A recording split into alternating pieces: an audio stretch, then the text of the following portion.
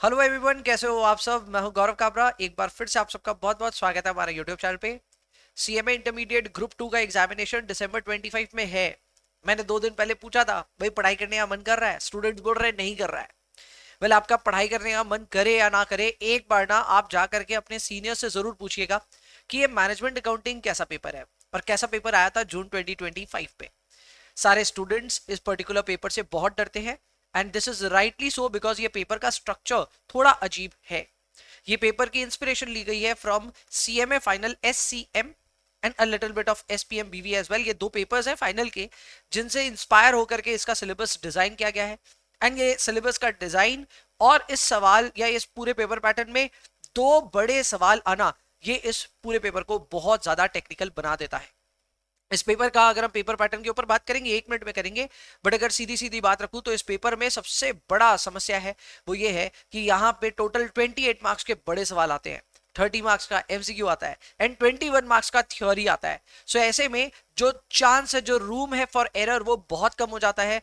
हवा बहुत पतली है यहाँ पे, तो यहाँ जरा सा भी अगर आपने लापरवाही किया तो ये पेपर आपको हजम कर सकता है। ऐसे में सर आप वीडियो बना रहे हो, उस पेपर में 60 कैसे लेकर के आना है? मतलब सर यहाँ पे तो पास फेल की बातें हो रही है और आप बोल रहे हो 60 कैसे लेकर के आना है। तो मैं आपको बता दूं कि 60 लाना डेफिनेटली टफ है, लेकिन अगर एक मेथोडिकल अंदाज में पढ़ोगे तो एकदम पॉसिबल है। ये कैसे होगा, इसका पूरा प्लान एक मतलब 0 लेवल से लेकर के 100 लेवल तक मैं आपको सारा समझाऊंगा, बस वीडियो में बने रहिए। शुरुआत करते हैं। सबसे पहले how to score 60+। Consider this as the secret mantra. ठीक है, तो ये सीक्रेट मंत्रा में इस बार ना बहुत चीजें बदल रही हैं। नंबर 1, मैंने जब एफएमडीए का सेम इसी तरह से काम किया था तो आई टोल्ड यू कि कुछ चैप्टर्स हैं जो इजी हैं और कुछ चैप्टर्स हैं जो हार्ड हैं, और फिर अदर एरियाज के बारे में बात किया था। यहाँ ये पॉसिबल नहीं हो सकता। यहाँ हम चैप्टर्स और कुछ एरियाज को मिक्स करके इजी और चैलेंजिंग को बंटवारा करेंगे। ये अपने आप में क्लैरिफाई करता है कि ये पेपर बहुत अलग है। तो यहाँ आप देखिए, मैंने यहाँ पे चैप्टर्स के नाम पे ना आई included only 3 chapters in easy areas. कौन कौन से चैप्टर है सर ये? एक है डिविजनल परफॉर्मेंस मेजरमेंट, जो कि दिसंबर 2025 में आएगा, मेरे ख्याल से सिर्फ 7 मार्क्स का। इसमें पेपर पैटर्न में बदलाव हुआ है। पहले ये 14 मार्क्स का आ रहा था, लेकिन अभी जब जून 25 के एग्जाम्स हुए तो ये सिर्फ 7 मार्क्स के लिए आया। And I believe this is the right way to go. ये 7 मार्क्स का ही आएगा, ऑल्दो इजी चैप्टर था लेकिन मार्क्स यहाँ पे कम हो रहे हैं। सो 7 मार्क्स का ये टॉपिक आएगा। इसके अलावा एक्टिविटी बेस्ड कॉस्टिंग 7 मार्क्स के लिए आएगा एंड डिसीजन थ्योरी 7 मार्क्स के लिए आएगा।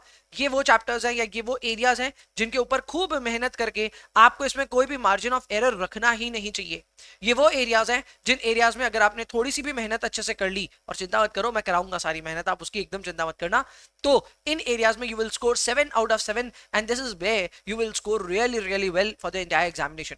तो ये वो 3 सवाल हैं जिनको आपको कंसिडर करना है। मैं इनके मार्किंग भी कर देता हूँ। एक्टिविटी बेस्ड कॉस्टिंग आएगा क्वेश्चन नंबर 2B में। 7A में आएगा divisional performance measurement and 8A में आएगा डिसीजन थ्योरी। 7B, 8B और 2A, इन तीनों के जो जोड़ीदार पेपर्स हैं या जोड़ीदार क्वेश्चंस हैं एक्चुअली, वो हैं थ्योरी क्वेश्चंस। जी, तो थ्योरी भी इसी के साथ में ऐड करना बहुत ज्यादा जरूरी हो गया। अब थ्योरी को मैं इजी इसलिए बोल रहा हूं, ऑल्दो 7 मार्क्स की थ्योरी लिखना इजी नहीं होता है, बट फिर भी इजी इसलिए बोल रहा हूं क्योंकि यहां स्कोर करना ज्यादा अच्छा है। आप कोई प्रैक्टिकल करो और वहां गलती करो, उससे मच बेटर है कि आप थ्योरी में थोड़े नंबर अचीव करो। अब ऑब्वियसली मैं 7 आउट ऑफ 7 तो यहाँ पे क्लेम ही नहीं कर सकता, but if you end up getting maybe 4, 5 then you are in the good spot. तो मेरे हिसाब से theory is an important and integral part of management accounting and this has been included in the easy areas. याद रखना, अब इन्हीं को अगर आप कवर कर लेते हैं, so you have 3 complete questions that you have covered up here. आपको 5 करने होते हैं एग्जाम में। मेरा ऐसा मानना है क्वेश्चन नंबर 2, 7 और 8, ये तीनों क्वेश्चंस आपको एग्जाम में अटेम्प्ट करने चाहिए। इनके जो जोड़ीदार हैं, प्रैक्टिकल जोड़ीदार, वो इजी हैं और इनमें जो थ्योरी आएगी उसके लिए जम के तैयारी करनी पड़ेगी। That is what I am recommending. इसके अलावा मार्जिनल कॉस्टिंग या ट्रांसफर प्राइसिंग से 2 क्वेश्चंस आते हैं। 7+7 का ब्रेकअप रहता है वैसे तो ये 7+7 का ब्रेकअप रहेगा क्वेश्चन नंबर 4A और 4B में। आमतौर पे इसमें इजी क्वेश्चंस आते हैं। आई नो आप बोलेंगे सर मार्जिनल कॉस्टिंग कब से इजी हो गया। मार्जिनल कॉस्टिंग में 2 हिस्से हैं, 1 बेसिक्स, नंबर 2 डिसीजन मेकिंग। तो बेसिक्स वही है जो आपने ग्रुप 1 में पढ़ा हुआ है, लेकिन डिसीजन मेकिंग थोड़ा एडवांस्ड है जो एससीएम से उतर करके यहाँ पे उतर गया है। सो फाइनल के लेवल के क्वेश्चंस इंटर में आ रहे हैं। सो क्लियरली बेसिक वाला जो सवाल है वो और ट्रांसफर प्राइसिंग का सवाल कुछ भी होगा तो ये आपको दोनों बनने लायक स्थिति में दिखेंगे, और ये भी 7+7 यानी 14 मार्क्स के वेटेज रखते हैं। एंड ऑब्वियसली एमसीक्यूज हैं जो कि इजी एरिया में आता ही है। इस बार भी जब एमसीक्यूज आए थे तो वो एमसीक्यूज पूरा का पूरा आपके स्टडी मैट से मतलब 12 क्वेश्चंस आउट ऑफ 15, ठीक है, 12 क्वेश्चंस आउट ऑफ 15 क्वेश्चंस आपके आए थे इंस्टीट्यूट के क्वेश्चन बैंक से, एमसीक्यू बैंक से, और इंस्टीट्यूट की स्टडी मैट से। तो आप खुद सोचिए, एमसीक्यू में तो यहाँ पे इंस्टीट्यूट आपके ऊपर एकदम हाथ रखे हुए हैं, आप अगर स्कोर करना चाहते हैं तो बिंदास स्कोर करिए, कोई मना नहीं कर रहा है यहाँ पे। सो ये सब मिला करके ये इजी पोर्शन मेरे हिसाब से बनता है। अगर हम इसकी टोटल वेटेज देखें तो भैया वेटेज बहुत अच्छी है। इसके अलावा you are left with only one question जो आपको अटेम्प्ट करना होगा, बाद बाकी आप सब पूरा पेपर ही ऑलमोस्ट यहीं पे अटेम्प्ट कर चुके होंगे। So these are easy areas, इनको तो तैयार करना ही है। But then sir challenging areas क्या है? चैलेंजिंग एरियाज में अगर हम बात करें तो डिसीजन मेकिंग का एक फुल फ्लेजेड सवाल आना चाहिए 14 नंबर का, जो कि क्वेश्चन नंबर 3 में आपको देखने को मिलेगा। यह आमतौर पे चैलेंजिंग होता है। Then you have question for budgetary control, जिसमें question number 5 and question number 6 भी ये दो देखने को मिलते हैं। दोनों मिलाकर के 21 मार्क्स का बजटरी कंट्रोल का वेटेज है। 14 मार्क्स का बड़ा सवाल एंड 7 मार्क्स का छोटा सवाल। आमतौर पे इसमें 7 मार्क्स का सवाल संभालने लायक रहेगा, 14 मार्क्स ऑब्वियसली चैलेंजिंग रहेगा, पर दोनों में से एक इजी एक हार्ड आता है। फिर भी मैंने दोनों को यहीं पर डाल दिया because the entire chapter could challenge you in the examination, तो obviously इसको मैंने हार्डर एरियाज में डाल दिया, चैलेंजिंग एरियाज में डाल दिया। एंड स्टैंडर्ड कॉस्टिंग हम सबको पता है कि ये चैलेंजिंग अपने आप है because all the variances are included in the syllabus, reconciliation is also already included in the syllabus, so naturally this becomes very tough. इसका अभी तक जो स्ट्रक्चर है वो मैं कहूंगा मैनेजमेंट अकाउंटिंग का स्ट्रक्चर इंस्टीट्यूट भी फ्रीज नहीं कर पाया। They have been changing this paper quite a lot, paper pattern बदल रहा है, लेकिन अभी भी स्टैंडर्ड में सिर्फ 7 मार्क्स अलॉट करना बहुत बड़ी ज्यादती है, बहुत ज्यादा बड़ी ज्यादती है। इतना बड़ा सिलेबस होकर के स्टैंडर्ड कॉस्टिंग से सिर्फ 7 मार्क्स आ रहा है, obviously this is not good. But anyways this is question number 6A and I mark this as a challenging area. अब बात यह आती है कि सर हम स्ट्रेटेजाइज कैसे करें, हम अपने एफर्ट्स को कैसे मोबिलाइज करें। हमें अब अभी तैयारी शुरू करनी है। अभी अगर हम लेक्चर लेकर के शुरू करते हैं अपनी तैयारी, तो कैसे तैयारी करनी है, कैसे काम करना है, ये भी समझा दो। तो देखो, तुमको सबसे पहला एक क्लियर हो जाना चाहिए दिमाग में कि अगर आप ये सोचो कि रिजल्ट के बाद में अपनी तैयारी शुरू करेंगे तो आप थोड़े से लेट हो जाओगे। हम चीख चिल्ला करके इसलिए बोल रहे हैं आपको बार बार, क्योंकि बाद में इतना समय नहीं मिलेगा कि आप खुद को रिफाइन कर पाओगे। आपको रिफाइन करना है खुद को, अभी से शुरू करो ताकि आप एग्जाम तक तैयार हो पाए। अब इस बात को मैंने काफी बार एम्फेसाइज किया है, मैं शायद और भी करूंगा, लेकिन आपको इस बात को थोड़ा सा महत्व देना पड़ेगा। सारा कुछ आपके हाथ में है, आपके एग्जामिनेशंस दिसंबर में ही जाएंगे, कभी वो आगे बढ़ने वाले नहीं है। सो ऐसे में तैयारी जल्द से जल्द शुरू करनी चाहिए। ओके सर, इजी चैप्टर्स का क्या करें? इजी चैप्टर्स अभी शुरू करो एंड इसको अगस्त एंड तक कंप्लीट करो। सो अभी हम जून एंड पे बैठे हैं, we have got a full month of July and full month of August. इसमें बहुत ज्यादा फेस्टिवल्स भी नहीं है, थोड़े बहुत है मुझे पता है, बट बहुत ज्यादा फेस्टिवल्स नहीं है। तो जुलाई अगस्त वो टाइम है जब आप अपना टाइम वेस्ट ना करके उल्टा बढ़िया से तैयारी कीजिए। इस टाइम पे अगर आपने इजी चैप्टर्स तैयार कर लिए, इजी चैप्टर तैयार करने का मतलब हो गया ऑलमोस्ट पूरा ही पेपर तैयार करना, क्योंकि उसमें आप देख सकते हैं we have got easy chapters like activity, decision performance, divisional performance and decision theory. इसके अलावा थ्योरी भी इसी में है, तो ये भी मैं बोलूंगा इसी में इंक्लूड करो। एंड ऑब्वियसली मार्जिनल कॉस्टिंग के बेसिक्स वगैरह जो है वो सब कवर करो। इतनी तैयारी अगर आपने कर ली, आपने मोटा मोटी तो सिलेबस ही सल्टा दिया, 70% सिलेबस आपका मैनेजमेंट अकाउंटिंग का ओवर हो जाएगा। मैं चाहता हूं कि ये आप ओवर कर ले बाई अगस्त एंड। जब तक दुनिया सोचे कि हमारा रिजल्ट आने वाला है, तब तक आपका सिलेबस कंप्लीशन की तरफ बढ़ेगा, which I think will give you a lot of boost. इसके अलावा क्लासेस करना ही सब कुछ नहीं होगा, उसके बाद स्कैनर भी करना पड़ेगा एंड वो अगस्त के बाद करना है। वो भी प्लान्स आपके साथ शेयर किए जाएंगे, बट एज ऑफ नाउ आपको अपनी क्लासेस और अपने आगे के पोर्शन पे ध्यान देना चाहिए।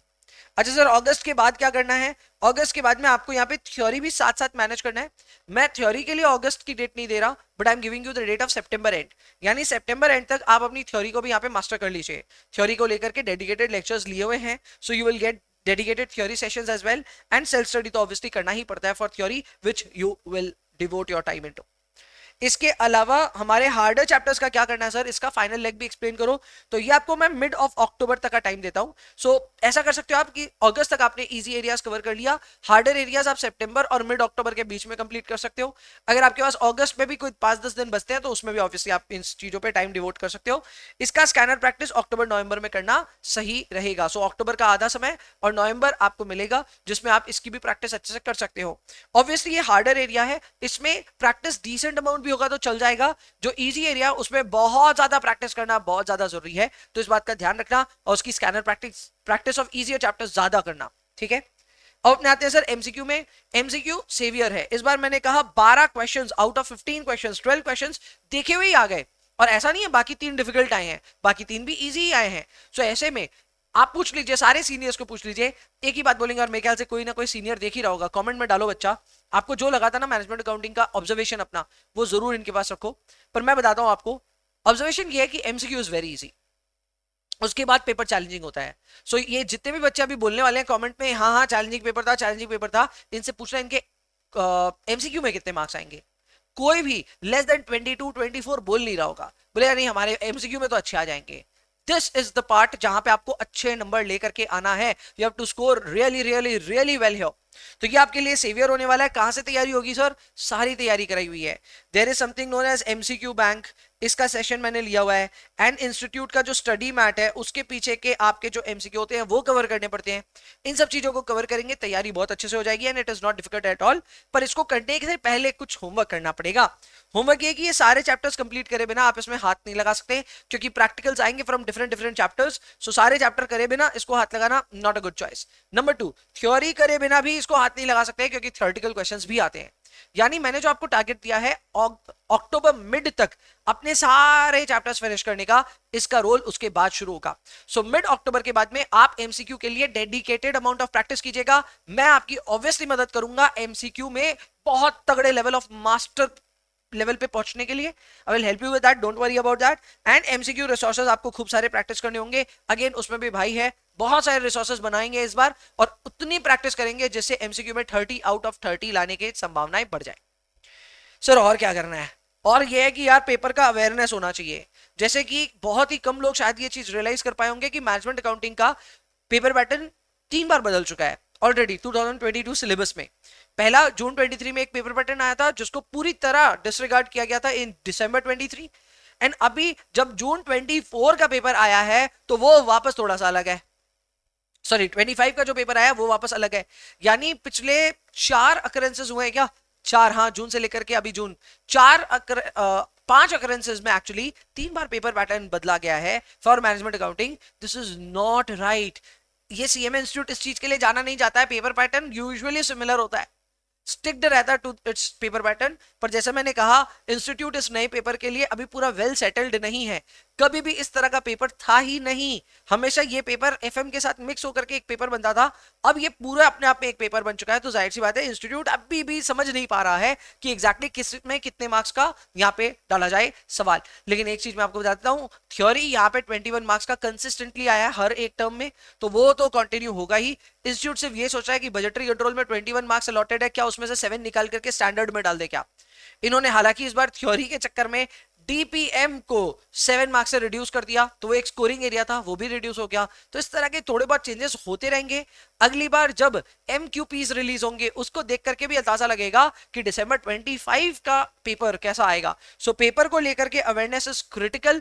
खुद की ताकत बनाइए, स्वॉट एनालिसिस कीजिए, अपनी स्ट्रेंथ वीकनेस सब पहचानिए। At the same time paper को देखते रहिए। जस्ट इनकेस आप बोलेंगे हमसे तो इतना नहीं होता, चैनल पे बने रहना, चैनल को सब्सक्राइब कर लेना, आपके लिए सारा असेसमेंट मैं कर दूंगा, don't worry about it. Required confidence की जरूरत है। इस पेपर में कॉन्फिडेंस सबसे ज्यादा इंपॉर्टेंट है। आप बाकी पेपर्स में रीजनेबली प्रिपेयर्ड रहते हो, इस पेपर में थोड़ा डर लगता रहता है, तो यहाँ पे confidence banana is extremely critical.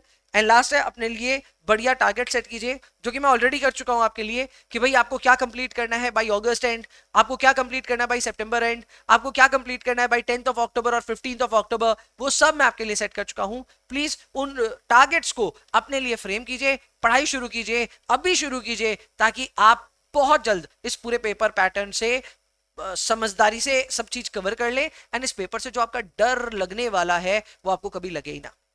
I hope ये पूरा वीडियो आपके लिए एक्सट्रीमली क्रिटिकल रहा होगा। ये पूरी स्ट्रैटेजी जो मैंने शेयर करी, इसको ढंग से एग्जीक्यूट करने पे 60 आएगा इस पेपर में। This is tough but this is achievable. तो ये आप और मैं डेफिनेटली अचीव करेंगे। And by the way, last term के जब एग्जाम्स हुए थे, यानी दिसंबर 24 टर्म के एग्जाम्स हुए थे, एफएम से ज्यादा लोगों के नंबर आए थे एमए में। सो ये पेपर थोड़ा टफ हो सकता है, पर इसमें मार्किंग अच्छी होती है। आप और मैं इसी मार्किंग का फायदा उठाएंगे and we will score more than 60 in the upcoming December 2025 term. आप सभी मेरे साथ प्लीज जुड़ जाएं, जल्दी से पढ़ाई शुरू करें, and obviously guidance through out मिलती रहेगी, जिससे आपको एक अंदाजा लग जाएगा कि इस पेपर पैटर्न को कैसे समझना है और इस पेपर में कैसे स्कोर करना है। अभी के लिए इतना ही रखते हैं। I'll see you in the next one. Bye bye.